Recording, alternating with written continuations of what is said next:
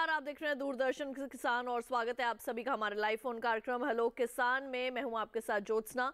Hello किसान एक ऐसा कार्यक्रम है जिसमें हम कृषि से संबंधित कुछ ऐसे विषय आपके लिए लेकर आते हैं जिससे कि आपको खेती किसानी के संबंध में ज्यादा जानकारियां मिल सके और साथ ही साथ आपकी कृषि आसान बन सके। तो आइए आपको अवगत करवाते हैं हमारे आज के दो विषयों से। तो अपने आज के लाइव फोन कार्यक्रम में जो है हम आपको जानकारी देने वाले हैं जिन विषयों पर, वो ये हैं। हम बात करने वाले हैं कृषि में टिकाऊ खेती के महत्व के बारे में। आपको एक बार फिर से हम बता दें, हमारे आज के विषय हैं कृषि में टिकाऊ खेती का महत्व, और साथ ही आपको जानकारी देंगे एलोवेरा की खेती के संबंध में। इन दोनों ही विषय के संबंध में अगर आपके मन में कोई भी प्रश्न, कोई भी शंका है तो आप हमारे टोल फ्री नंबर्स नोट कीजिए। हमारे टोल फ्री नंबर्स हैं 1800113060 और 61। और इसके साथ ये जो हमारा व्हाट्सएप नंबर है उसे भी आप जो है वो नोट कर सकते हैं। हमारा व्हाट्सएप नंबर है 8800520717। हमारा ईमेल आईडी भी आप लिख लीजिए। हमारा ईमेल आईडी है hellokisan2015@gmail.com। आपके लिए एक बार फिर से दोहरा दें, hellokisan2015@gmail.com ये हमारा ईमेल आईडी है। तो तीनों में से कोई भी एक विकल्प आप चुन सकते हैं और अपने प्रश्न जो है वो आप हमें सीधे भेज सकते हैं हमारे लाइव फोन इन कार्यक्रम में। आइए हमारे स्टूडियो में आज जो हमारे साथ विशेषज्ञ मौजूद हैं उनसे आपका परिचय करवा दें। कृषि में टिकाऊ खेती के महत्व के संबंध में हमें ज्यादा जानकारी देंगे डॉक्टर राजीव कुमार सिंह जी। आपका बहुत बहुत स्वागत है। और एलोवेरा की खेती में हम जानकारी हासिल करेंगे डॉक्टर राजेश कुमार जी से। डॉक्टर राजेश, आपका भी बहुत बहुत स्वागत है हमारे कार्यक्रम में। तो अगर आपके मन में कोई भी प्रश्न है तुरंत अपना फोन उठाइए, या तो आप हमें फोन कीजिए या फिर आप हमें व्हाट्सएप या ईमेल के जरिए अपने प्रश्न फटाफट से हमें भेजना शुरू कर दीजिए। तो आइए सबसे पहले हम यहाँ पर रुक करते हैं डॉक्टर राजीव का। डॉक्टर राजीव, कृषि को टिकाऊ बनाने के लिए कौन कौन सी ऐसी चीजें हैं जिनको ध्यान में रखना जरूरी है? तो सबसे पहले बहुत सरल भाषा में आपसे जानना चाहेंगे कि कृषि में टिकाऊ खेती का क्या महत्व है, या टिकाऊ खेती किसे कहा जाता है? सर्वप्रथम किसान भाइयों, आपको टिकाऊ खेती या टिकाऊ कृषि, जिसको हम इंग्लिश में सस्टेनेबल एग्रीकल्चर बोलते हैं, तो कृषि एवं कृषि एवं प्राकृतिक संसाधनों का समुचित प्रयोग करते हैं ताकि फसल उत्पादन में वृद्धि से मानव की आवश्यकताओं की पूर्ति कर सके, ताकि जैसे पर्यावरण है एवं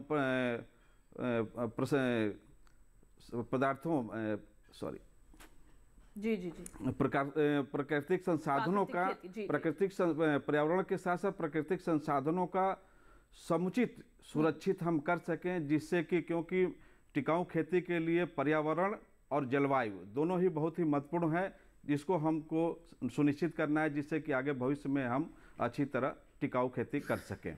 बिल्कुल। तो हम टिकाऊ खेती के बारे में डॉक्टर राजीव आपसे कुछ और भी जानकारियां जरूर हासिल करेंगे, जैसे कि हम जैविक खेती, प्राकृतिक खेती, रसायन रहित खेती के संबंध में भी आपसे जरूर जानकारियां लेंगे, और कौन कौन से ऐसे हमारे कृषि जिन्स हैं या फिर कौन कौन से ऐसे फसलें हैं जिनको हम प्राकृतिक तरीके से जो है वो खेती कर सकते हैं और मिट्टी की जो उर्वरा शक्ति है उसे बढ़ा सकते हैं। तमाम जानकारियां डॉक्टर राजीव आपसे जरूर हासिल करेंगे, लेकिन पहले देखते हैं विषय पर आधारित हमारी एक खास रिपोर्ट।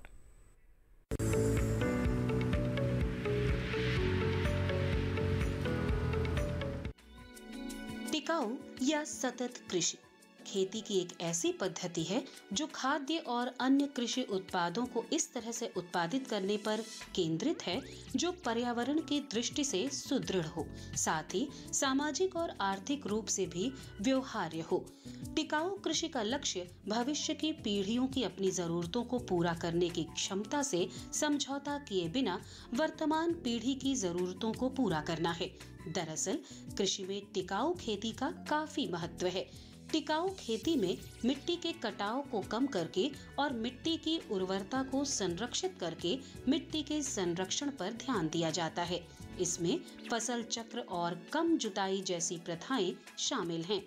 टिकाऊ खेती का मकसद जल कुशल सिंचाई प्रणालियों का उपयोग करके पानी की बर्बादी को कम करना और मिट्टी में पानी बनाए रखने में सुधार करके जल संसाधनों का संरक्षण करना भी है। टिकाऊ खेती में नुकसानदायक कीटनाशकों और शाकनाशियों के इस्तेमाल को कम करके एकीकृत कीट प्रबंधन का उपयोग करने पर जोर दिया जाता है। इसमें फसल विविधता को बढ़ावा दिया जाता है। टिकाऊ खेती में मिट्टी को कटाव से बचाने और मिट्टी की सेहत में सुधार करने के लिए पिछले साल के फसल अवशेषों को मिट्टी की सतह पर ही छोड़ दिया जाता है।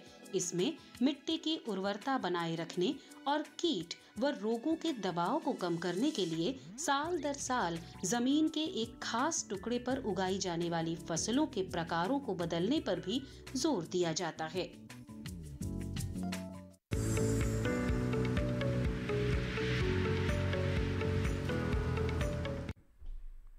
तो अभी आपने टिकाऊ खेती के संदर्भ में देखी हमारी एक खास रिपोर्ट, और आइए एक बार हम यहाँ पर रुक कर लेते हैं डॉक्टर राजेश का। डॉक्टर राजेश, आज के कार्यक्रम में आपसे हम जानकारी हासिल करने वाले हैं एलोवेरा की खेती के बारे में। तो एलोवेरा की खेती का प्रचलन अब जोर शोर से जो है हमारे देश में भी होने लगा है। हमारे कई किसान हैं जो एलोवेरा की खेती में जो है वो अपना इंटरेस्ट जो है वो रखते हैं। सबसे पहले आपसे जानना चाहेंगे कि एलोवेरा की खेती हमारे देश के कौन कौन से ऐसे हिस्से हैं जहाँ पर हो सकती है, किस तरीके की मिट्टी की आवश्यकता होती है इसमें? किसान भाइयों, सबसे पहले तो एलोवेरा की जो खेती है आप ऐसे क्षेत्र में करें जहां अन्य फसलें ना ले सकते हों। जैसे कई बार आपने देखा होगा कि सरसों में मरगोजा आता है और उसमें पैदावार का नुकसान रहता है, तो ऐसा जो खेत है उसमें आप एलोवेरा लें। या गेहूं का ऐसा खेत है जहां कोई निमेटोड की प्रॉब्लम है जिसमें आप गेहूं अच्छे से नहीं उगा सकते, तो ऐसी जगह पे गेहूं की बजाय आप एलोवेरा की खेती लें तो लाभप्रद रहेगा। और दूसरी बात, भारत के जितने भी शुष्क क्षेत्र हैं जहां पानी की समस्या रहती है, यानी कि सिंचाई उपलब्धता कम है और वर्षा आधारित जो खेती है वो एलोवेरा की हम आसानी से कर सकते हैं। तो इसके लिए जो मुख्य जो अपने राज्य हैं उनमें राजस्थान है, गुजरात है, मध्य प्रदेश है, हरियाणा का दक्षिणी भाग है और बाकी देश के ऐसे क्षेत्र जहां वर्षा आधारित खेती होती है वहां पे हम एलोवेरा की खेती कर सकते हैं। बिल्कुल। तो हम इसके ऊपर भी आपसे डॉक्टर राजेश आपसे ज़रूर जानकारियां आगे हासिल करेंगे एलोवेरा की खेती से संबंध में, लेकिन पहले देखते हैं इसी विषय पर आधारित हमारी एक खास रिपोर्ट।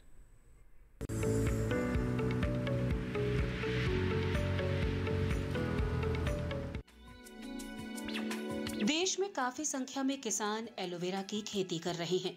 दरअसल अपने औषधीय गुणों के कारण एलोवेरा की मांग बाजार में साल भर बनी रहती है। ऐसे में एलोवेरा की खेती से किसानों को अच्छा मुनाफा मिल जाता है। एलोवेरा की खेती किसी भी तरह की मिट्टी में की जा सकती है।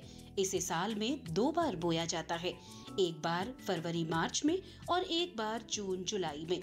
गूदेदार पत्ती ही एलोवेरा का बीज होती है।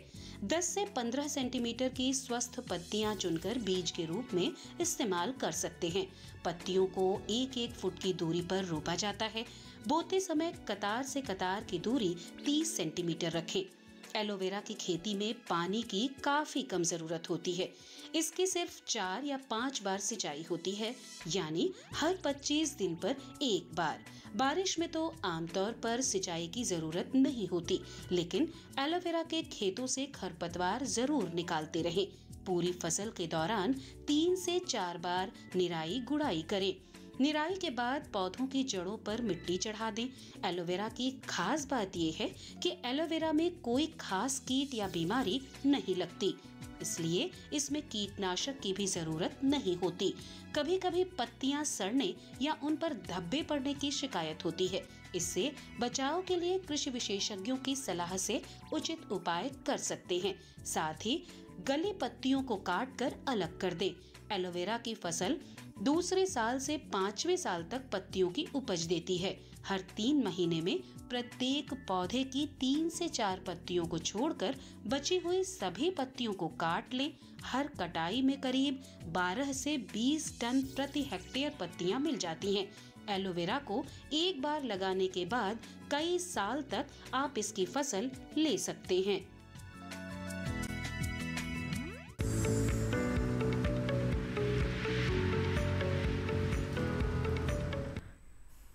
तो तो अभी आपने एलोवेरा की खेती के संबंध में देखी हमारी विशेष रिपोर्ट। आपको एक बार फिर से बता दें हमारे आज के कार्यक्रम के जो विषय हैं, आज हम बात कर रहे हैं कृषि में टिकाऊ खेती का महत्व, और साथ ही हम जानकारी हासिल कर रहे हैं एलोवेरा की खेती के बारे में। विषयों से संबंधित कोई भी अगर प्रश्न है तो आप हमें फ़ोन कर सकते हैं, व्हाट्सएप के जरिए भी अपने प्रश्न भेज सकते हैं और ईमेल के माध्यम से भी आप हमारे साथ जुड़ सकते हैं। हमारे पहले कॉलर लोकेंद्र जी हमारे साथ सहारनपुर उत्तर प्रदेश से जुड़ चुके हैं। कार्यक्रम में उनका सवाल शामिल करते हैं। हेलो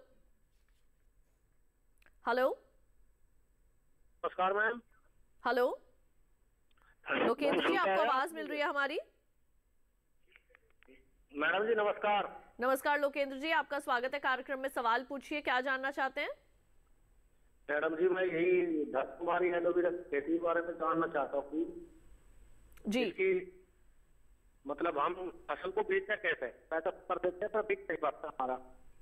ठीक है, तो बिल्कुल डॉक्टर राजेश, ये एलोवेरा की खेती के संबंध में जानकारी हासिल लेना चाहते हैं, क्या बताएंगे?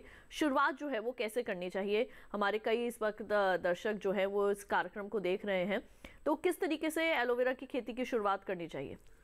मेरा किसानों से अनुरोध यही है कि जब भी आप एलोवेरा की खेती शुरू करते हैं तो उससे पहले किसी भी साबुन, शैम्पू, जेल या फेस वॉश बनाने वाली जितनी भी कंपनियां हैं, इनसे किसी से भी अनुबंध करके अपना काम शुरू करें तो बेहतर है, ताकि जब आपका पौधा तैयार होके मार्केटिंग के लिए आए तो उस समय आपको बेचने में किसी प्रकार की दिक्कत ना आए।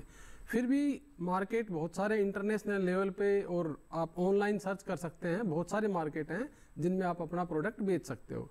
पत्ते दूर के मार्केट तक बेचना थोड़ा मुश्किल काम होता है, तो इसलिए हम ये कहेंगे कि कई किसान भाई मिलके एक साझा कोई जेल प्रोसेसिंग यूनिट लगा लीजिए, ताकि जेल बना के फिर उस प्रोडक्ट को आप भेजोगे तो वो एक आसान होगा और एक महंगे दामों पे आपका वो बिक जाएगा।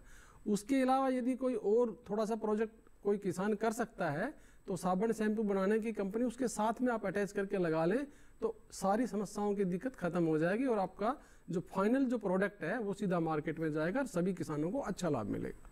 बिल्कुल। यहाँ पर डॉक्टर राजीव, अब आपसे यहाँ पर हम बात करना चाहेंगे। हम आज आपसे जानकारी हासिल कर रहे हैं कृषि में टिकाऊ खेती के संबंध में, जिसमें आपने जैविक और प्राकृतिक खेती के बारे में जो है वो हमें शुरुआत में जानकारी दी। इसके अंदर कुछ और भी यहाँ पर आपसे हासिल करना चाहेंगे बातें कि जब हम बात करते हैं यहाँ पर प्राकृतिक खेती की, सबसे पहले इससे शुरुआत करते हैं, तो प्राकृतिक खेती टिकाऊ खेती के लिए किस तरीके से महत्वपूर्ण मानी जा सकती है, क्या बताएंगे? क्योंकि मैं किसान भाइयों को टिकाऊ एवं प्राकृतिक खेती के मैं बताना चाहूँगा कि टिकाऊ के लिए सबसे बड़ा जो है, जैसे कि जीवांश या कार्बनिक खाद की हम बात करते हैं तो सारे किसान भाई के पास उपलब्ध होता है।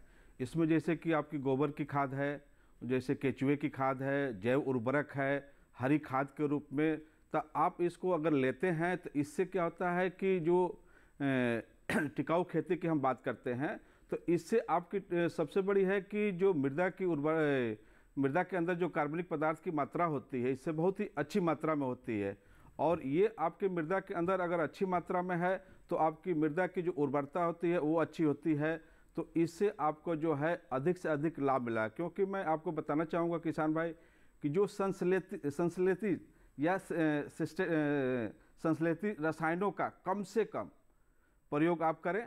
जैसे आपका एकीकृत पोषक प्रबंधन की हम बात करते हैं, एकीकृत खरपतवार प्रबंधन की हम बात करते हैं, एकीकृत रोग एवं कीट प्रबंधन की हम बात करते हैं, आपको इस तरह से करना है। दूसरा ये है कि जीवांश कार्बनिक खादों का अधिक से अधिक प्रयोग करें, और फसल चक्र जिसको कि हम क्रॉप रोटेशन बोलते हैं, आप इसको धान्य वालों के साथ जो है दलहनी एवं तिलहनी फसलों का अगर समावेशित करते हैं तो आपको जो है टिकाऊ खेती या टिकाऊ कृषि के बारे में आपको अधिक से अधिक लाभ प्राप्त होगा।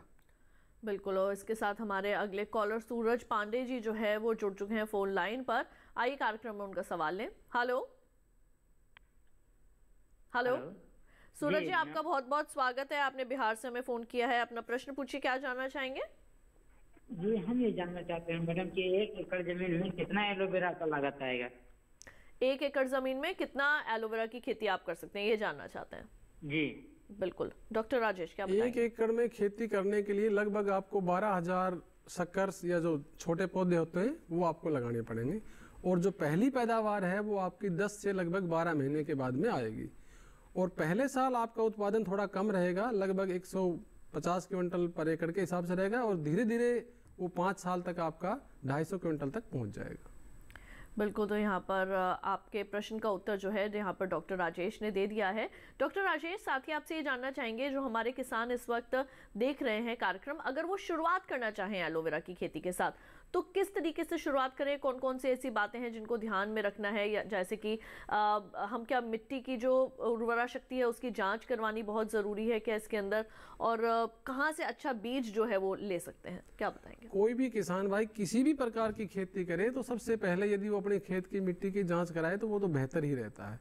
पर एलोवेरा भी एक ऐसा औषधीय पौधा है जिसकी खेती हम ऑर्गेनिक तरीके से यानी कि टिकाऊ माध्यम से ही करते हैं, और उसी में आपको जब पौधे जब लगाने होते हैं तो लगाते समय आपको खेत तैयार करते समय ही 10 से 15 टन गोबर की खाद प्रति हेक्टेयर के हिसाब से डालनी होती है, और वो गोबर की खाद पूर्ण रूप से गली सड़ी होनी चाहिए ताकि वेल कंपोज्ड, ताकि उसमें से न्यूट्रिशन पौधा आसानी से ले सके।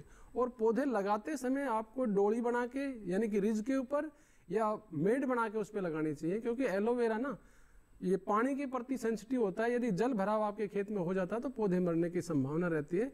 इन सब बातों को ध्यान में रखते हुए वो डोली पे ही आपको लगाना चाहिए। बिल्कुल, और कार्यक्रम में इन दोनों विषयों पर जानकारियों का सिलसिला आगे भी जारी रहेगा। फिलहाल वक्त हो चला है एक छोटे से ब्रेक का। जल्द लौटेंगे वापस, कहीं मत जाइए, देखते रहे हमारा लाइव फोन कार्यक्रम हेलो किसान।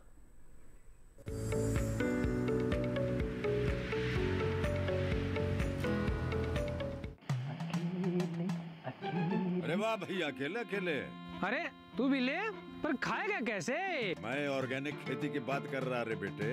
अकेले अकेले खेती कब तक करेगा? मतलब गांव में 20-25 किसानों का समूह बना के पंजीकरण करवा ले, फिर सरकारी ट्रेनिंग भी मिलेगी और मुफ्त जैविक बीज खाद भी। फिर पीजीएस ऑर्गेनिक की सरकारी मोहर के साथ तेरी उपज आकर्षक पैक में पहुंचेगी बड़े बाजार तक। अच्छा? हाँ। अरे भाई, कहाँ चल दिया? सबको साथ लाने, आमदनी बढ़ाने। तो किसान भाई समझ गए ना? साथ मिलकर ऑर्गेनिक खेती कीजिए, अपनी परंपरा को आगे बढ़ाइए, ज्यादा मुनाफा कमाइए। माटी से प्रेम की परंपरा है परंपरागत खेती।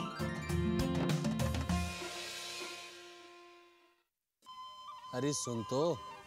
मुझे क्या सुनाना चाहते हो? जो सुनाओ मेरी सौतन को। किसको? अरे वही तुम्हारा मोबाइल फोन जिससे सुबह शाम दिन रात चिपके रहते थे और कहते थे किसान कॉल सेंटर से बातें हो रही हैं। अच्छा ये बात है। हाँ, क्यों? क्या हुआ? अब बात नहीं होती क्या? अब तो झट से बात हो जाती है। ऐसा क्या? हाँ, अब तो ज्यादा लाइनें और खास तकनीक के कारण खेती के माहिरों से तुरंत बात हो जाती है। और अगर कभी लाइन व्यस्त हो तो अपनी समस्या फोन पर रिकॉर्ड करा दो, वहाँ से फोन आ जाता है और समस्या की हल का मैसेज भी आ जाता है। ये देखो आ गया। अरे वाह, इसका मतलब इंतजार की घड़ी अब खत्म। हाँ। तभी मैं सोचूं कि आजकल मुझ पर इतना प्यार क्यों आ रहा है। कृषि संबंधी समस्याओं का अपनी भाषा में तुरंत हल पाने के लिए पूरे भारत में किसी भी फोन से हेल्पलाइन नंबर पर संपर्क करें। किसानों का दोस्त किसान कॉल सेंटर।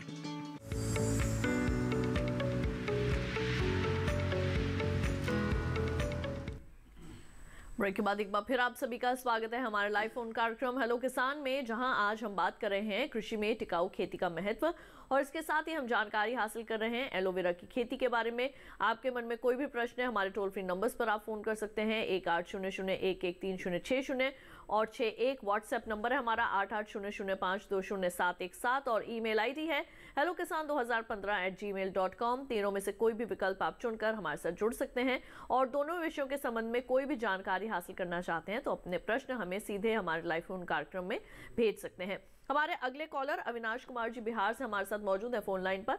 आइए कार्यक्रम में उनका सवाल शामिल करें। हेलो हेलो हेलो अविनाश जी, आपका बहुत बहुत स्वागत है कार्यक्रम में। सवाल पूछिए, क्या जानना चाहेंगे? जानना चाहेंगे एलोवेरा की खेती के बारे में और उसका प्रोसेसिंग प्लांट कितने में आ जाएगा इसके बारे में। बिल्कुल, एलोवेरा की खेती के बारे में जानना चाहते हैं और प्रोसेसिंग प्लांट में कितना जो है वो खर्च आ जाएगा, इसके संबंध में भी जानकारी लेना चाहते हैं। डॉक्टर राजेश क्या बताएंगे? किसान भाई जो प्रोसेसिंग प्लांट लगाना चाहते हैं उसके लिए हरियाणा एग्रीकल्चर यूनिवर्सिटी ने एक प्रोसेसिंग प्लांट डेवलप किया है, डिजाइन डेवलप किया है। हमारे एक वैज्ञानिक हैं डॉक्टर अरुण कुमार जी, और वो लगभग आपका 60 से 70 हज़ार में आप मैन्युफैक्चर करा सकते हो। उनसे वो टेक्नोलॉजी संबंधी आप जानकारी लेके अपना मैन्युफैक्चर वहाँ पे खुद अपने बिहार में करा सकते हो।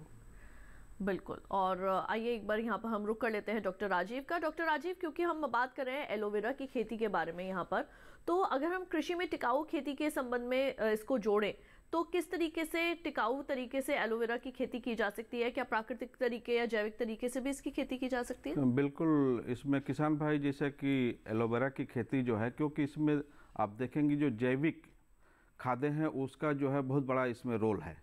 तो जो किसान भाई एलोवेरा की खेती करते हैं उसमें जैसे कि आपकी पूरी सड़ी हुई गोबर की खाद है, आपकी केचुए की खाद है, जैसी रिक्वायरमेंट है उसके अनुसार आपको जो है, क्योंकि आपको ये ध्यान रखना है उस फील्ड के या प्रक्षेत्र के अंदर आपको कोई भी रासायनिक उर्वरक या केमिकल कुछ भी आपको नहीं देना है, क्योंकि अगर आप देंगे तो बिल्कुल ही टिकाऊ खेती के लिए जो है वो सही नहीं है। तो आपको ये ध्यान देना है कि एलोवेरा में प्रति एकड़ या प्रति हेक्टेयर के हिसाब से जो अगर जैविक हमको देना है तो क्या क्या हमारे पास सोर्स है। जैसे कि जैविक के लिए आप देखेंगे बहुत सारे जैव उर्वरक आ गए हैं, आपको जो है गोबर की खाद है, केंचुए की खाद है, हरी खाद है, जितनी दलहनी फसलें हैं वो भी आप ले सकते हैं, वो भी जो है कार्बनिक खाद के रूप में उसको भी आप प्रयोग करते हैं। तो इससे क्या होगा कि जो टिकाऊ खेती जैसा कि एलोवेरा अगर इंक्लूड करते हैं तो उससे भी, क्योंकि हम जो भी रासायनिक उर्वरक देते हैं तो उससे हमारे दिन प्रतिदिन मिट्टी की जो स्वास्थ्य है वो कम होती जा रही है। तो हमारे किसान भाई अगर एलोवेरा की खेती करते हैं और जीवांश खादों का प्रयोग करते हैं तो टिकाऊ खेती के लिए बहुत ही अच्छा होगा। ठीक है जी, तो हमारे पास हमारे अगले कॉलर जो है नंद स्वरूप मिश्रा जी मौजूद हैं फोन लाइन पर। आइए कार्यक्रम में उनका सवाल शामिल करते हैं। हेलो हेलो नंद स्वरूप मिश्रा जी, आपका बहुत बहुत स्वागत है कार्यक्रम में। अपना सवाल पूछिए, क्या जानना चाहते हैं? मैं जानना ये चाहता हूँ जो अल्बेला नंद स्वरूप जी, आपकी पूरी आवाज जो है वो कट कट के आ रही है हमारे तक। एक बार फिर से अपना प्रश्न दोहराएं। एलोवेरा की खेती के संबंध में जानकारी लेना चाहते हैं? जी, मैं ये जानना चाहता हूँ कि मिट्टी का किस तरीके की मिट्टी में इसकी खेती कर सकते हैं। बिल्कुल। और इन्होंने हमें उत्तर प्रदेश बाराबंकी से फोन किया। डॉक्टर राजेश, क्या बताना चाहेंगे? एलोवेरा की खेती के लिए सबसे पहले तो आपका खेत ऐसा होना चाहिए जहाँ जल भराव की समस्या ना हो। दूसरी बात, यदि उसमें दोमट रेतीली मिट्टी हो तो वो सबसे बेहतर है। इसके अलावा एलोवेरा की खेती किसी भी प्रकार की मिट्टी में हम कर सकते हैं। बस मेन मुख्य बात यही है कि उसमें जल भराव की समस्या नहीं होनी चाहिए। और यदि कहीं जल की समस्या थोड़ी बहुत है तो आप मेड के ऊपर खेती कीजिए, यानी कि डोल बना के उस पर पौधे लगाएं ताकि उस समस्या से निजात पाया जा सके। बिल्कुल। डॉक्टर राजीव, यहाँ पर आपके लिए भी हमें व्हाट्सएप के जरिए प्रश्न आया है और ये भेजा है प्रद्युम्न अहिरवार जी ने मध्य प्रदेश से। वो ये पूछना चाहते हैं कि टिकाऊ खेती करने के लिए सलाह दीजिए कि मिट्टी जो है वो कैसी होनी चाहिए। क्योंकि टिकाऊ खेती के लिए हमारे किसान भाई आपकी जो मिट्टी में जो जीवांश पदार्थ की जो मात्रा होनी चाहिए वो अच्छी होनी चाहिए। क्योंकि आप देखेंगे जो कार्बनिक पदार्थ की मात्रा मृदा के अंदर जो होती है 0 से 0.5 जो है लो में आता है कम, और 0.5 से 0.75 जो है ये आपका मीडियम में आता है, और 0.75 से अधिक होता है वो हाई में आता है। तो आपके मृदा के अंदर अगर जीवांश या कार्बनिक पदार्थ की मात्रा अच्छी है तो वो मृदा सबसे उर्वरता उसकी सबसे अच्छी होती है। तो अगर इसमें आप खेती करते हैं, मध्यम भी आपके मृदा का जो जीवांश है मृदा के अंदर, तो उसमें आपकी खेती जो है बहुत अच्छी होती है। क्योंकि अगर जीवांश की मात्रा अधिक है तो उसकी उर्वरता जो बहुत अच्छी होती है, उसका पीएच आपका जो है 6.5 से लेकर 7.5 के बीच रहेगा, तो आप उसमें जो है खेती अच्छी प्रकार से कर सकते हैं। जहाँ पे जैसे दलहनी फसलें करते हैं वहाँ पे जो है टिकाऊ खेती के लिए या मृदा के लिए बहुत ही अच्छी मानी जाती है। मृदा स्वास्थ्य उसका बहुत अच्छा होता है।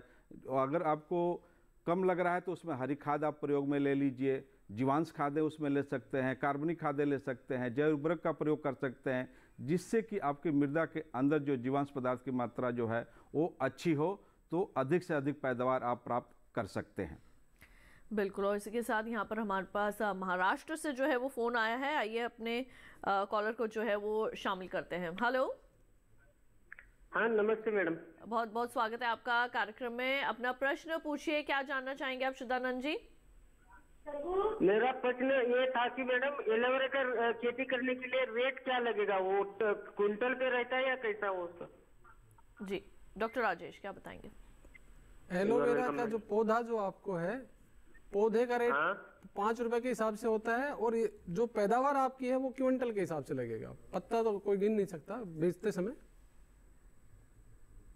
बिल्कुल, तो श्रद्धानंद जी यहाँ पर आपके प्रश्न का उत्तर जो है वो यहाँ हमारे विशेषज्ञ ने दे दिया है। इसके साथ ही डॉक्टर राजेश आपसे मैं यहाँ पर ये भी जानना चाहूँगी कि एलोवेरा की कौन सी अच्छी ऐसी वैरायटी है जिसका चयन जो है वो हमारे किसान कर सकते हैं जब वो एलोवेरा की खेती की जो है वो शुरुआत करें, जिससे कि उनको उत्पादन जो है वो उसका अच्छा मिले। एलोवेरा में कई प्रकार की स्पीसीज पाई जाती हैं, उनमें से मुख्य रूप से जो है वो एलोवेरा बारबेडेंस है, जिसकी की खेती भारत में होती है, और उसमें जो किस्में हैं वो एक हिम शीतल नाम से किस्म है जो कि हमारे सीमेप लखनऊ के द्वारा इजाद की गई है, और इसी प्रकार से एक गुजरात विश्वविद्यालय द्वारा दूसरी किस्म इजाद की गई है, वो है GAK1।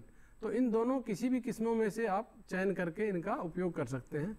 और यदि कोई किसान भाई अधिक एलोवीन के लिए खेती करना चाहता है, एलोवीन एक ऐसा पदार्थ है जो आगे जेल के अतिरिक्त किसान उसको अलग से निकाल के मार्केट में बेच सकता है। उसके लिए कुछ इसी लाइन है। पहली लाइन का मैं नंबर बताता हूँ, IC 111267 और IC 111280। तो इनके अंदर जो एलोवीन है वो अधिक मात्रा में पाया जाता है, वो जेल के अलावा अतिरिक्त हम उसका उपयोग कर सकते हैं।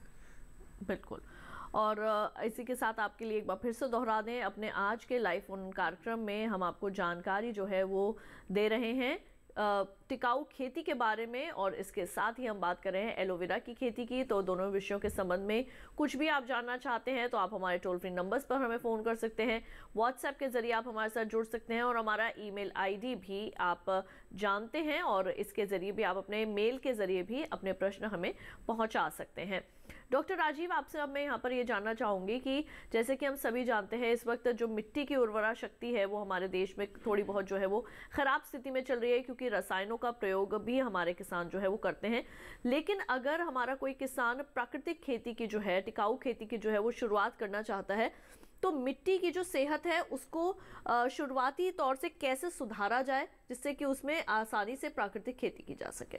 सर्वप्रथम किसान भाई मिट्टी की आप परीक्षण करा लें। परीक्षण कराने से आपको ये मालूम हो जाएगा कि आपकी मृदा का स्टेटस क्या है, आपके सॉइल का पीएच कितनी है, कार्बन पदार्थ की मात्रा कितनी है, अन्य जो पोषक तत्वों की मात्रा जो है मृदा के अंदर कितनी है आपको मालूम हो जाएगा, EC कितनी है।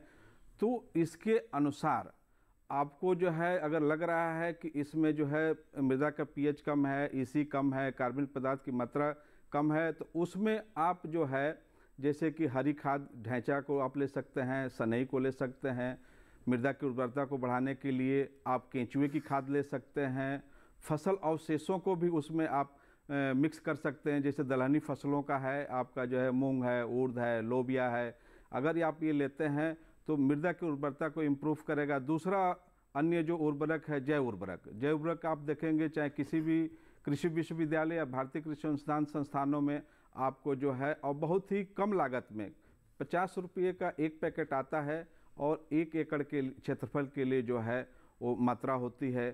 तो इन सब चीज़ों को आप लेते हैं तो आपकी जो खेती जो है कृषि जो है टिकाऊ कृषि की हम बात करते हैं या टिकाऊ खेती की हम बात करते हैं, तो उससे जो है आप मृदा के स्वास्थ्य को अच्छी तरह मेंटेन कर सकते हैं, जिससे कि जो भी आप फसल लेंगे तो उसमें, क्योंकि नेचुरल आपके देश में भी बहुत सारा मात्रा में है, चाहे धान का जो है पुआल है, चाहे गेहूं का है, चाहे अन्य फसलों का है, उससे भी आप मृदा के ऊपर आच्छादन करेंगे तो मृदा का जो है स्वास्थ्य बहुत ही अच्छा होगा, और आपको जो भी फसल लेते हैं तो उससे आपको अधिक से अधिक लाभ और उत्पादन भी मिलेगा।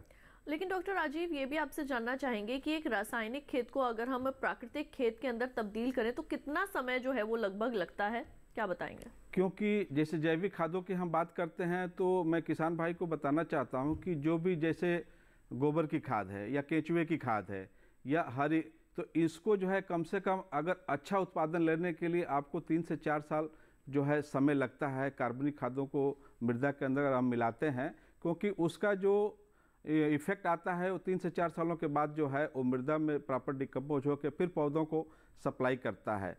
तो क्योंकि रासायनिक में क्या होता है कि पौधे को जो है जैसे हम सॉइल में डालते हैं तो पौधे को तुरंत मिल जाता है, और जैविक या जीवांश जो खाद्य होते हैं वो मृदा के अंदर धीरे धीरे डिकम्पोज होकर फिर पौधों को प्राप्त होता है। तो इसमें थोड़ा सा टिकाऊ खेती के लिए जो है आपको 3 से 4 सालों का जो है वेट करना पड़ेगा। इसीलिए किसान भाई क्या करता है कि वेट न करके रासायनिक उर्वरकों का प्रयोग करता है। तो टिकाऊ खेती के लिए आपको जितनी भी जीवांश की मात्रा है उसको आपको मृदा के अंदर प्रयोग करना है, जिससे कि टिकाऊ खेती आपको लंबी समय तक, क्योंकि उसका जो समय होता है 3 से 4 साल कम से कम लगता है टिकाऊ खेती के लिए।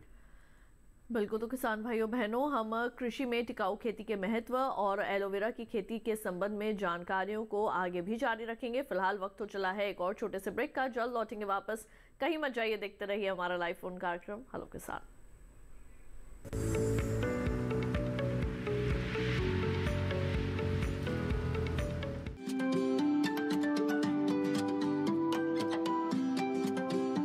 बात अच्छी सेहत की हो, किसी तरीके की लापरवाही नहीं करो, किसी तरीके का समझौता ना करो। ना बरतें लापरवाही, लक्षणों को पहचानें और लें डॉक्टर की सलाह। चाहे बीमारी दिल की हो, दांतों की हो या दिमाग की हो, खुद से इलाज ना करें, खुद से कोई भी दवाई ना खाएं, डॉक्टर के पास जाएं, अपनी जांच कराएं और अपना पूरा इलाज करवाएं और अपना ख्याल रखें। कार्यक्रम जो देगा सलाह भी मार्गदर्शन भी। मोबाइल उठाएं, नंबर मिलाएं 1800113060 या 1800113061।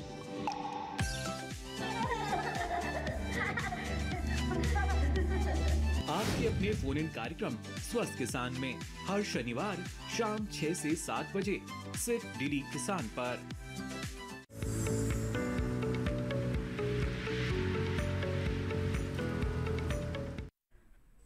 ब्रेक बाद एक बार फिर आप सभी का स्वागत है हमारे लाइव फोन कार्यक्रम हेलो किसान में, जहां आज हम बात कर रहे हैं कृषि में टिकाऊ खेती के महत्व की और साथ ही आपको जानकारी दे रहे हैं एलोवेरा की खेती के बारे में। विषय के संबंध में कुछ भी जानकारी लेना चाहते हैं, toll free number, WhatsApp number और ईमेल आईडी लगातार आपके टेलीविजन स्क्रीन पर फ्लैश हो रहे हैं। आप तीनों में से कोई भी विकल्प चुन सकते हैं और हमारे साथ जुड़कर अपने प्रश्न अपने विशेषज्ञ तक जो हमारे साथ स्टूडियो में मौजूद हैं, डॉक्टर राजीव और डॉक्टर राजेश, उनसे सीधे पूछ सकते हैं। अब यहाँ पर एक बार हम रुक कर लेते हैं डॉक्टर राजेश का। डॉक्टर राजेश, अब आपसे मैं यहाँ पर ये जानना चाहूँगी एलोवेरा के संबंध में कि इसके अंदर पोषक तत्व प्रबंधन की जो है वो कितनी ज़रूरत होती है। अगर हम बात करें तो क्या शुरुआत में किसी तरीके के पोषक तत्व खेत में डालने की आवश्यकता है?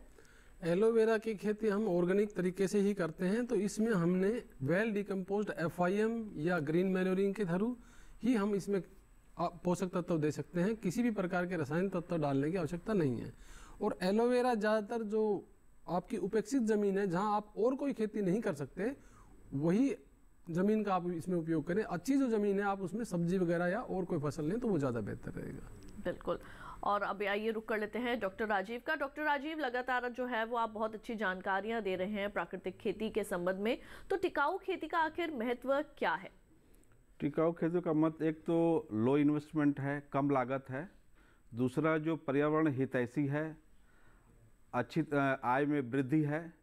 दूसरा है कि जो अधिक भंडारण के लिए ये जो सेल्फ लाइफ होती है ये बहुत अधिक समय के लिए आप कर सकते हैं। दूसरा है स्थानीय लेवल पे उपलब्धता, क्योंकि आपको ये भी देखना है कि टिकाऊ खेती के लिए जो उपलब्धता है कि नहीं, क्योंकि आप देखेंगे हमारे देश में करीब 11% जो है एनुअल पॉपुलेशन है और प्रतिदिन आप देखेंगे एक गाय से हमको 20 से 25 kg गोबर की खाद मिलती है।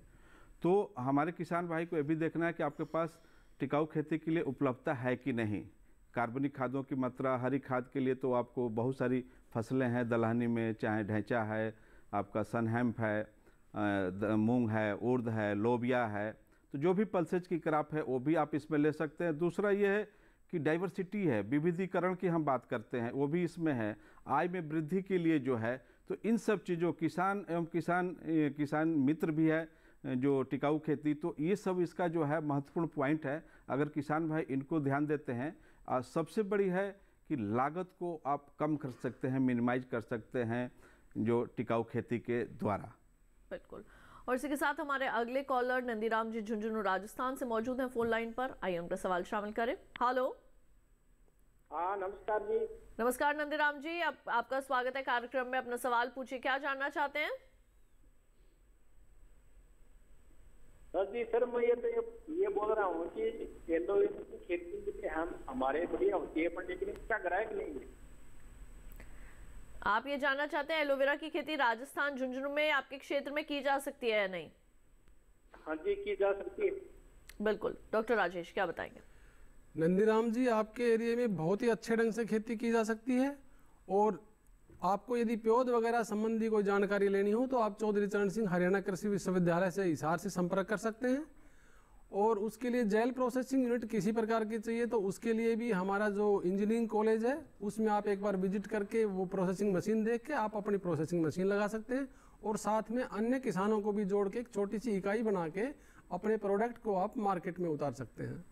बिल्कुल, तो यहाँ पर नंदीराम जी आपके प्रश्न का उत्तर जो है यहाँ डॉक्टर राजेश ने दे दिया। उम्मीद करेंगे आपको ये जानकारी ज़रूर काम आएगी। डॉक्टर राजीव, आपसे मैं ये जानना चाहूँगी, आपने हमारे कार्यक्रम की शुरुआत में जब इसके बारे में जानकारी दी थी टिकाऊ खेती के बारे में, तो आपने क्रॉप रोटेशन की भी जो है वो बात कही थी। तो क्रॉप रोटेशन इसके अंदर कितना इम्पोर्टेंट रोल जो है वो प्ले करता है, क्या बताएंगे इसमें? क्योंकि मैं किसान भाइयों, जो क्रॉप रोटेशन की जो हम बात करते हैं या फसल चक्र की बात करते हैं, तो जहाँ भी आप खेती करते हैं, जैसे धान्य फसलों की खेती करते हैं, धान्य फसलों में जैसे आपका गेहूं है, धान है, ज्वार है, बाजरा है, मक्का है, इसके साथ साथ जो दलहनी एवं तिलहनी फसलों का समावेश जरूर करिए, जिससे कि अगर हम दलहनी फसलों का समावेश करते हैं तो जो हमारे वातावरण में जो नत्रजन, जो 79% जो नत्रजन है, वो दलहनी फसलें जो है वातावरण से लेकर हमारे सॉइल के अंदर उसको जो है वो डालती हैं। तो उससे क्या होता है कि दलहनी फसलों से तो एक आपका जो मृदा का जो पीएच है वो आपका अच्छा रहता है, इसी आपका अच्छा इलेक्ट्रिकल कंडक्टिविटी आपके सॉइल की अच्छी रहती है, मृदा में जो जीवांश पदार्थ की मात्रा होती है वो आपकी अच्छी होती है। तो अगली जो फसल अगर आप लेते हैं तो उसमें कम से कम जो है आप जो रासायनिक उर्वरकों की मात्रा को कम कर सकते हैं। तो दलहनी का सबसे बड़ा रोल ये होता है। दूसरा ये है कि दलहनी फसल ले रहे हैं तो इसके बहुत सारे जैव उर्वरक हैं, जैसे राइजोबियम है, आपका पीएसबी है, ये सब चीज़ों को आप लेके और उसमें बीज में मिला के, कुछ चीज़ें ऐसी है जो कि मृदा में आप मिला सकते हैं। तो उससे क्या होता है कि जो जैव उर्वरक होता है, जो मृदा के अंदर जो हमारे पोषक तत्व पड़े रहते हैं उसको पौधा ले नहीं पाता है। तो इसके थ्रू हमारे किसान भाई जो है, जैव उर्वरक का सबसे बड़ा रोल होता है कि जो मृदा के अंदर जो जीवाणु है उसको मोटिवेट करता है, और उससे क्या होता है कि अधिक से अधिक जो दलहनी पौधा है वो लेकर जो है मृदा के स्वास्थ्य को जो है सुधारता है, और इससे हमारे किसान भाई को अधिक से अधिक लाभ प्राप्त होता है। तो इसी के साथ हमारे अगले कॉलर शिवरतन जी नालंदा बिहार से मौजूद हैं फोन लाइन पर। आइए उनका सवाल शामिल करते हैं। हेलो। हाँ जी हेलो। आपका बहुत बहुत स्वागत है शिवरतन जी कार्यक्रम में, अपना सवाल पूछिए। हाँ, एलोवेरा की मार्केटिंग में क्या रेट होगा जो जानना चाह रहे थे। अपना सवाल एक बार फिर से दोहराएं। एलोवेरा की जो खेती करने के बाद जाने के बाद उसे मार्केटिंग में किस तरह मार्केटिंग के संबंध में जानकारी लेना चाहते हैं एलोवेरा की, तो इसकी खेती करने के बाद इसकी मार्केटिंग जो है वो किस तरीके से की जा सकती है? डॉक्टर राजेश क्या बताएंगे? पासवान जी, मार्केटिंग की बात ऐसी है कि इसकी कोई रेगुलर मार्केट नहीं है, ना ही रेट इसका ज़्यादा फिक्स है। तो इसलिए आप शुरू करने से पहले ही किसी कंपनी से अनुबंध कर लीजिए, जैसे कि आप पतंजलि से अनुबंध कर सकते हो, डाबर से अनुबंध कर सकते हो, या इस प्रकार की और भी कोई अपनी संस्था बना सकते हो, और उसके थ्रू आप जेल प्रोसेसिंग करके और उसके थ्रू आप अपना किसी भी प्रकार का साबुन, शैम्पू या इस प्रकार का कोई भी प्रोडक्ट बना के इंटरनेशनल मार्केट में, नेशनल मार्केट में या किसी भी घरेलू मार्केट में उसका उपयोग आप कर सकते हो। क्योंकि मार्केटिंग के लिए इसके लिए थोड़ी समस्या रहती है किसानों को। तो बिजाई करने से पहले, अपनी खेत की मतलब तैयारी करने से पहले, सबसे पहले आप इसको अपने मतलब कि बेचने की पुख्ता आप करने के बाद ही आप इसको आगे इस क्षेत्र में बढ़ें। क्योंकि एक बार आपका खेत तैयार होगा, आपके पौधे तैयार हो गए, तो उनको आप उसी समय काट के बेचें जब आपके पास में डिमांड ऑलरेडी में आ जाए। डिमांड ना हो तो उसको थोड़ा डिले कर सकते हो काटने में, और फिर भी किसी प्रकार की डिमांड ना हो तो आप अपनी जेल प्रोसेसिंग यूनिट लगा के उसको प्रोसेस करने के बाद आप इसको लंबे समय तक स्टोर कर सकते हो, और जब भी आपके पास में मार्केट उपलब्ध हो इसको बेच सकते हो। बिल्कुल, इसी के साथ हमारे अगले कॉलर नईमुद्दीन जी फोन लाइन पर मौजूद हैं। आइए कार्यक्रम में उनका सवाल शामिल करें। हेलो। टिकाऊ खेती के लिए जी क्या नाटिव कंपोस्ट का खाद भी का प्रयोग कर सकते हैं हम? यदि हाँ प्रयुक्त कर सकते हैं तो हमें प्रति एकड़ कितनी नाटिव कंपोस्ट की आवश्यकता पड़ेगी? धन्यवाद जी। क्योंकि जैसा कि आपको मालूम है, नाडेप जो नांदेड़ एक डिस्ट्रिक्ट है महाराष्ट्र में, उसके नाम से जाना जाता है नाडेप जो। तो उसमें जो है जो भी कूड़ा करकट होता है और गोबर को उसमें डाल के जो है वो बनाया जाता है, तो प्रति हेक्टेयर जो जैविक खाद या जीवांश खाद की मात्रा है, चाहे धान्य फसलों में अगर प्रयोग करते हैं तो 10 से लेकर 12 टन प्रति हेक्टेयर इसको जो है हम प्रयोग करते हैं। क्योंकि आपको जैसा कि आपको मालूम होगा कि जो जीवांश खादें हैं या गोबर की खादें हैं उसमें जो नाइट्रोजन, फास्फोरस, पोटास की मात्रा जो है बहुत कम पाई जाती है। इसलिए आपको 10 से 12 टन प्रति हेक्टेयर प्रयोग करने की ज़रूरत है जो भी आप फसलें लेते हैं उसमें जीवांश खादों का। बिल्कुल डॉक्टर राजीव, यहाँ पर आपके लिए महेश मीणा जी ने सवाई माधोपुर राजस्थान से प्रश्न भेजा है। वो ये लिखते हैं कि क्या टिकाऊ खेती के अंतर्गत नैनो यूरिया एवं नैनो डीएपी जैसे तरल नैनो उर्वरकों का इस्तेमाल किया जा सकता है? नहीं, ये तो रासायनिक उर्वरक है। क्योंकि नैनो यूरिया जैसा कि किसान भाई जानते हैं, ये 2 ml और 4 ml प्रति लीटर वाटर में मिला के हम स्प्रे करते हैं, अलग अलग स्टेज पर करते हैं। तो टिकाऊ खेती में जो है इसको जैविक खाद के रूप में हम प्रयोग नहीं कर सकते हैं। इसके जगह आपको जो है दूसरा सोर्स लेना पड़ेगा, चाहे जैव उर्वरक ले लीजिए या आप जो है जीवांश खाद में ले लीजिए या घारी खाद ले लीजिए या दलहनी फसलों को लगा लीजिए। इसका जो है बिल्कुल ही आप प्रयोग नहीं करते। जहाँ पे केमिकल का प्रयोग कर रहे हैं वहाँ पर नैनो डीएपी और नैनो यूरिया का प्रयोग कर सकते हैं। लेकिन इसके अंदर जो प्राकृतिक खेती की अगर आप बात कर रहे हैं उसमें आप इसका इस्तेमाल नहीं कर सकते। यहाँ पे डॉक्टर राजेश, अब मैं आपसे ये जानना चाहूँगी कि जैसे कि आपने बताया था कि जब हम एलोवेरा की खेती की शुरुआत करते हैं तो उसके बाद हमें 12 महीने के अंतराल के बाद जो है वो उसके अंदर फसल आनी जो है वो शुरू होती है। तो क्या इसके साथ कुछ और भी सहफसली खेती हमारे किसान कर सकते हैं जिससे कि उनकी आमदनी में जो है वो किसी तरीके का नुकसान ना हो? एलोवेरा की खेती, जैसे आपके पास में कोई बाग है या कोई एग्रो फॉरेस्ट्री की प्लांटेशन है, आप उसके बीच में कर सकते हो। यदि एलोवेरा की खेती आप खुले खेत में करें तो बीच में आप एक लाइन मूंग वगैरह की इस प्रकार की लगा सकते हो, जो कि शॉर्ट ड्यूरेशन और दलहनी फसलें होती हैं, ताकि वो आपके ज़मीन की उर्वरकता को और बढ़ा सकें। बिल्कुल। हमारे अगले कॉलर अरविंद राठौड़ जी जो है वो मौजूद है नांदेड़ महाराष्ट्र से। आइए उनका सवाल शामिल करें। Hello hello hello ma'am. Arvind ji, आपका बहुत बहुत स्वागत है कार्यक्रम में। आपने हमें महाराष्ट्र से फोन किया, नांदेड़ से। अपना प्रश्न पूछिए, क्या जानना चाहते हैं? हाँ मैम, एलोवेरा की खेती में हमको कितना फायदा मिलेगा? बिल्कुल डॉक्टर राजेश, क्या बताएंगे एलोवेरा की खेती से कितना आर्थिक लाभ हो सकता है किसानों को? एलोवेरा की खेती का लाभ वेरी करेगा आपका, और आपका खेत कैसा है, आपकी मार्केटिंग कैसी है, ये कई सारी चीज़ें हैं जिनके ऊपर आपका मतलब कि लाभ आश्रित रहेगा। तो सबसे पहले तो ये है कि आप उस खेत में करिए जहाँ पे आपको किसी अन्य फसल से मुनाफा ना होता, यानी कि आपकी जो कम उपजाऊ भूमि है उसमें ही आप इसकी खेती करें तो बेहतर है। ये एक अतिरिक्त लाभ लेने का एक तरीका है किसान के लिए। और इसमें भी फिर यदि आप ज़्यादा लाभ लेना चाहते हैं तो अपनी प्रोसेसिंग यूनिट लगाएं और जेल को प्रोसेस करके मार्केट में उतारें। और उससे भी ज़्यादा यदि आप मुनाफा लेना चाहते हो तो आगे फाइनल प्रोडक्ट, शैम्पू, साबुन, फेस क्रीम, इस प्रकार का अपना खुद का प्रोडक्ट रजिस्टर्ड करवा के और वो मार्केट में उतारें तो आप ज़्यादा मुनाफा ले सकते हैं। बिल्कुल। डॉक्टर राजीव, यहाँ पे हमें व्हाट्सएप के जरिए आपके लिए प्रश्न आया है कि केले के खंभों का टिकाऊ खेती में किस तरह से उपयोग किया जा सकता है? क्योंकि केले के खंभे जो होते हैं वो आसानी से क्योंकि उसमें पानी की मात्रा सबसे अधिक होती है, लेकिन उसमें जो डिकम्पोजिशन होता है वो थोड़ा स्लो होता है। अगर गर्मी है तो ज़्यादा होती है, ठंड में क्या होता है कि थोड़ा सा डिकम्पोजिशन सॉइल के अंदर स्लो होता है। तो उसको धीरे धीरे जो है सड़ाने के लिए जो है सड़ा के आप मृदा के अंदर जो है इनकॉर्पोरेट कर सकते हैं। उससे भी हम जैविक का सोर्स मानते हैं। तो केला को भी आप जो है प्रॉपर सड़ाने के लिए बहुत सारे जैव उर्वरक भी आए हैं, उसको भी आप प्रयोग में ले सकते हैं। आपकी जो सलरी है, बायोगैस की जो सलरी है, उसके साथ भी आप मिक्स कर सकते हैं। तो आप केला की खेती में कोई दिक्कत नहीं है, डिकम्पोजिशन फास्ट होता है।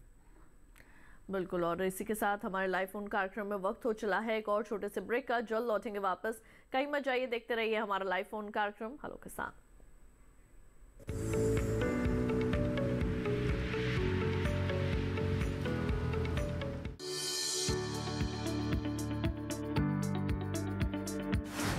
और पशुपालन है एक दूसरे के पूरक। घर आंगन से लेकर व्यावसायिक फार्म तक, मुर्गी पालन से लेकर रेगिस्तान के जहाज तक। बीमारियों से अब पशुपालक ना हो परेशान। विशेषज्ञ करेंगे आपकी समस्या का समाधान। जुड़िए हमसे, पूछिए अपने सवाल। ईमेल के जरिए भी आप हमारे साथ जुड़ सकते हैं। हमारी ईमेल आईडी है ddkisanapc@gmail.com। हमारे टोल फ्री नंबर हैं 1800-113060 और 1800-113061। देखिए अपना पशु चिकित्सक हर रविवार शाम 6:30 बजे दूरदर्शन किसान चैनल पर।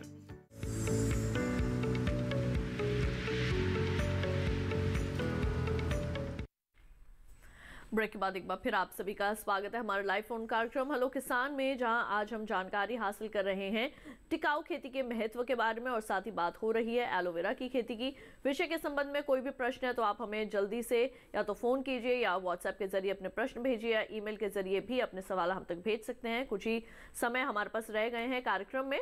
यहाँ पे डॉक्टर राजीव, आपसे मैं ये जानना चाहूँगी कि जब हम प्राकृतिक खेती की बात करते हैं या जब हम टिकाऊ खेती की बात करते हैं, जैविक खेती की बात करते हैं, तो किसी तरीके के फसल के अंदर कोई बीमारियां जो हैं, कीट हैं, उनका प्रकोप ना हो और हम अपनी फसल को बचा पाएँ, तो उससे पहले क्या कुछ काम करने की मिट्टी के अंदर ज़रूरत होती है? सर्वप्रथम मैं किसान भाई, जैसे कि आपको मालूम होना चाहिए, कीट के द्वारा टोटल उत्पादन में करीब 27% नुकसान होता है।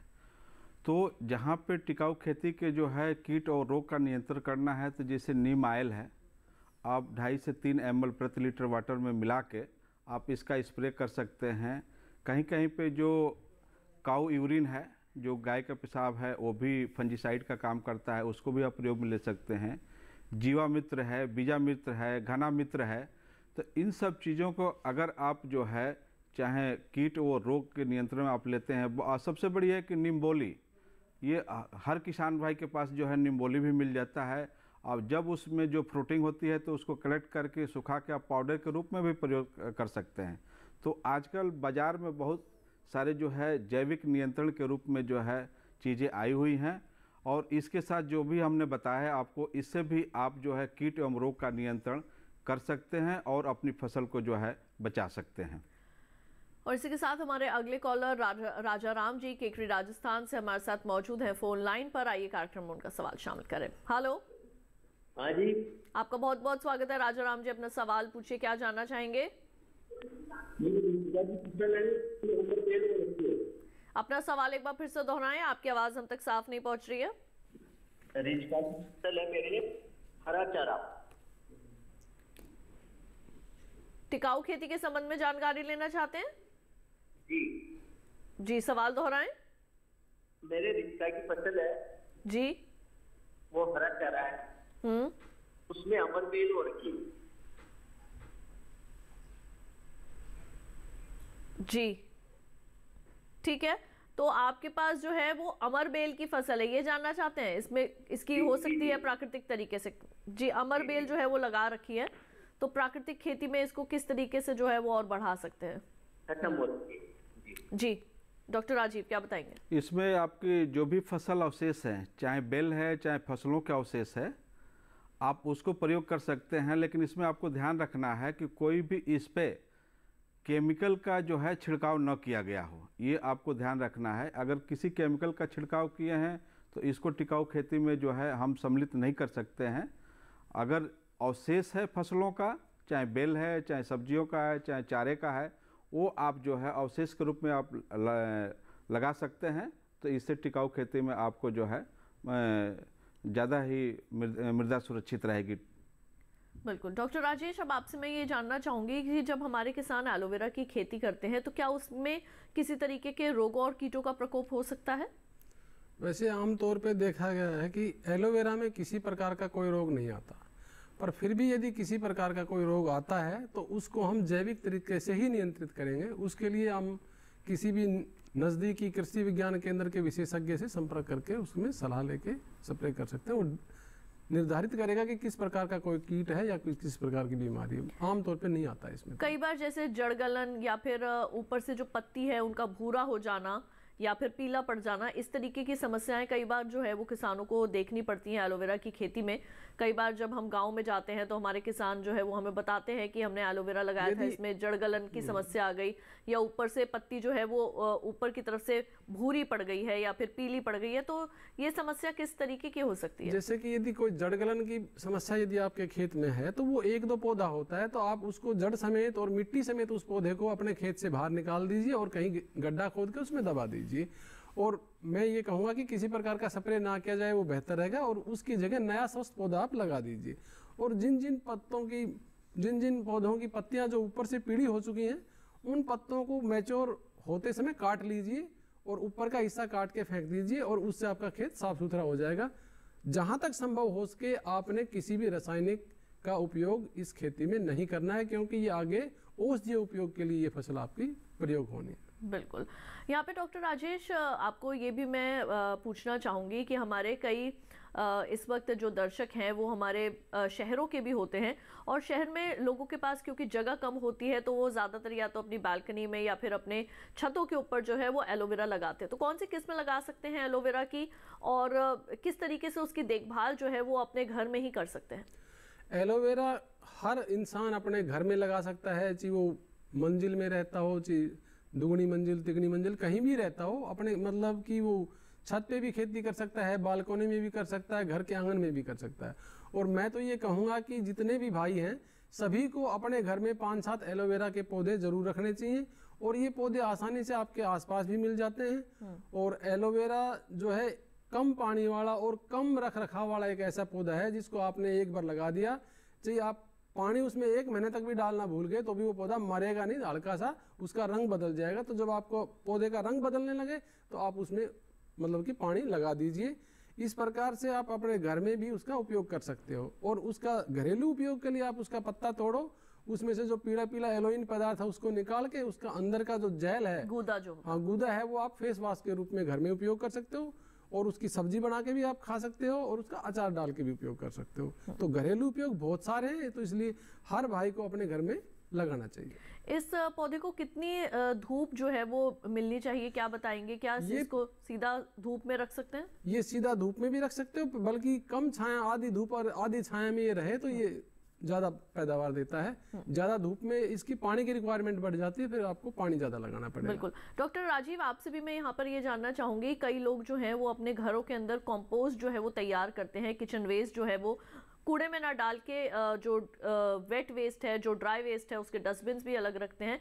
तो क्या घर के अंदर भी कंपोस्ट खाद जो है वो हमारे जो लोग हैं वो तैयार कर सकते हैं, जिससे घरों के अंदर जो प्राकृतिक तरीके से वो अपने गमलों की या अपने फलों की, सब्जियों की जो है वो रखवाली कर सकें?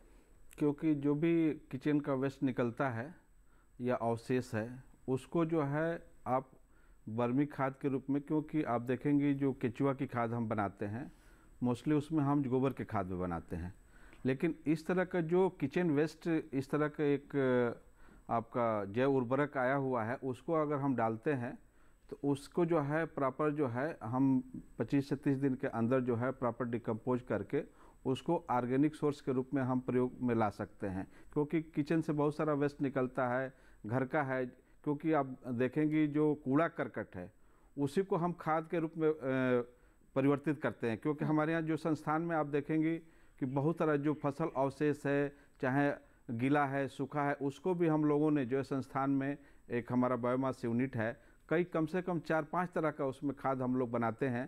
तो जो हमारे किसान भाई अपना किचन वेस्ट जहाँ पे अगर थोड़ा ज़्यादा निकलता है तो उसको भी जीवांश या जैविक खाद के रूप में आप बना सकते हैं, प्रयोग करते हैं, क्योंकि वो उसमें नमी ज़्यादा होती है तो उसका डिकम्पोजिशन जो है वो फास्ट होगा।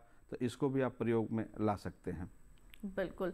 और इसी के साथ डॉक्टर राजीव, डॉक्टर राजेश, आप दोनों का बहुत बहुत शुक्रिया, आप हमारे स्टूडियो में आए और दोनों विषयों के संबंध में इतनी अच्छी जानकारियां हमारे दर्शकों तक पहुंचाई, उसके लिए आपका धन्यवाद। धन्यवाद। धन्यवाद।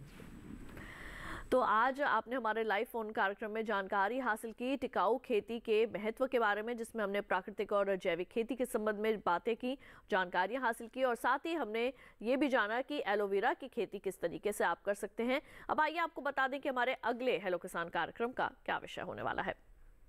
तो अपने हेलो किसान कार्यक्रम में अगली बार हम बात करेंगे बेमौसमी सब्जियों की खेती के बारे में और साथ ही जानकारी हासिल करेंगे कृषि उद्यमिता विकास की। इन दोनों ही विषयों के संबंध में कोई भी जानकारी पहले से ही हासिल करना चाहते हैं, अपने प्रश्न भेजना चाहते हैं तो हमारा ईमेल आईडी नोट करें। हमारा ईमेल आईडी है hellokisan2015@gmail.com।